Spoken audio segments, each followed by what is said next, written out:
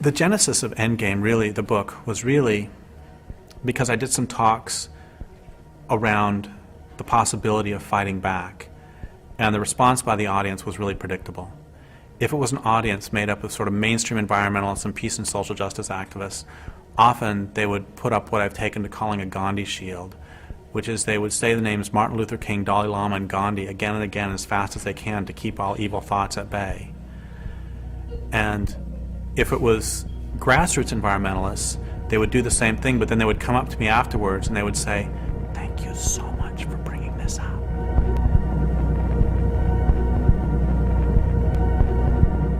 Especially in North America, pacifists and nonviolent advocates have had a very defining role and even a censoring role in determining what other people's participation can be in a whole range of social struggles. And that the way that they've affected social struggles has made it very much easier for the state to control those social struggles. That nonviolence plays a function of recuperating social struggles, of taking out their teeth, making them harmless, so that they can just exist in this cesspool of democratic plurality. I wonder what happens to that kind of energy or idealism or faith that something is about to change when they're certainly not going to change at all. What are the false hopes that keep us tied to the system? What are the false hopes that bind us to unlivable situations and blind us to real possibilities? Does anybody really think that Weyerhaeuser is going to stop deforesting because we ask nicely? Does anybody think that Monsanto will stop Monsantoing because we ask nicely? I was talking to this person in the States several years ago, and they said if we can just get a Democrat in the White House, things are going to be okay. We've got a couple of myths on the left that I would really encourage us to get over. The first is that social change happens by moral suasion. It doesn't. It happens by force. The problem with persuasion as a strategy is that it only works on people who can actually be convinced and who can, be relied upon to act from their position after their minds have been changed. And the problem is that we're not dealing with individuals who can be convinced or persuaded. We're dealing mostly with large, abstract social organizations and corporations, which are basically sociopaths made out of huge numbers of people. You can't argue with psychopaths, you can't argue with fascists, and you can't argue with those who are benefiting from an economic system. You have to stop them through some form of force, and that force can be violent or nonviolent. Could you stop Ted Bundy by peaceful means? The left, to a large extent, subconsciously, has as its primary role to make resistance harmless. States have recognized that resistance will never disappear, that struggles will never disappear, and in the past they tried suppressing struggles the first time that they show their heads, that there's any sign of them, and that proved ineffective. So nowadays the way that states rule is by accepting the inevitability of conflict and resistance and just trying to manage it permanently. Keep the march going. There's nothing happening here. There's nothing happening, just one more line of police. So please keep the march going. Social movements in North America are locked into this pacifist doctrine that is imposed by the middle-class reformists who want to control the movement and dictate how it conducts itself.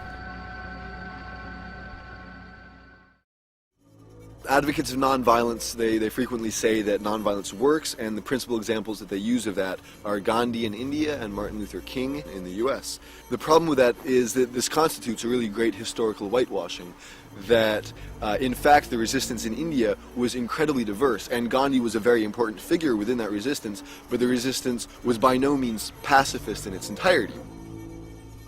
Gandhi gets used as a way to shut down conversation.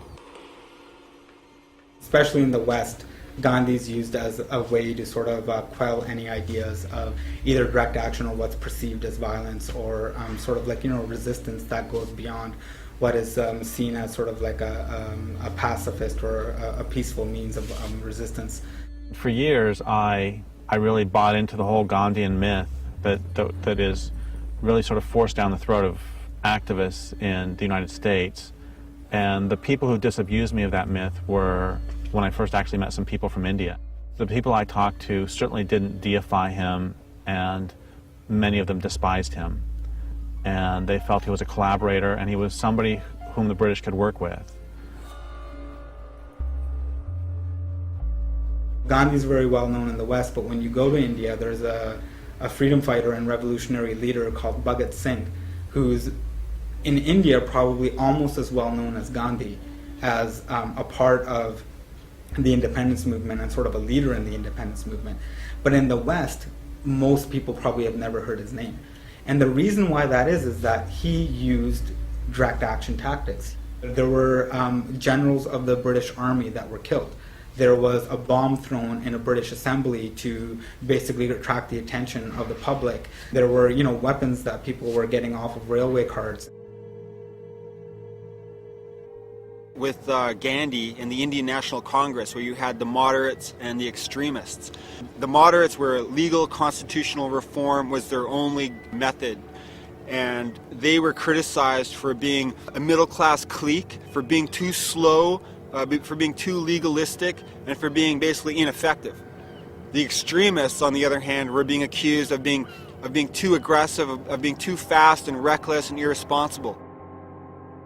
Gandhi basically got negotiating power from the fact that there were other elements in the struggle which were even more threatening to British dominance. So the British specifically chose to dialogue with Gandhi because he was, perhaps for them, the least threatening of the important elements of resistance. Gandhi came in as being the middleman. His theory of nonviolent passive resistance seemed to be a bridge between the extremists and the moderates. The British were bled white after World War II and didn't have the morale left anymore for a big fight, and they helped choose somebody that they could work with. They knew a revolution was coming, and they wanted to blunt it as much as they could. India went from being a colony to a neo-colony. The British were still able to maintain their interests less directly with Indians being in positions of management.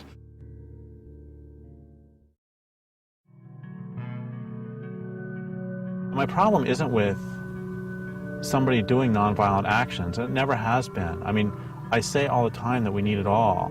My problem is that so many pacifists, especially in the United States, end up not supporting more radical or militant work.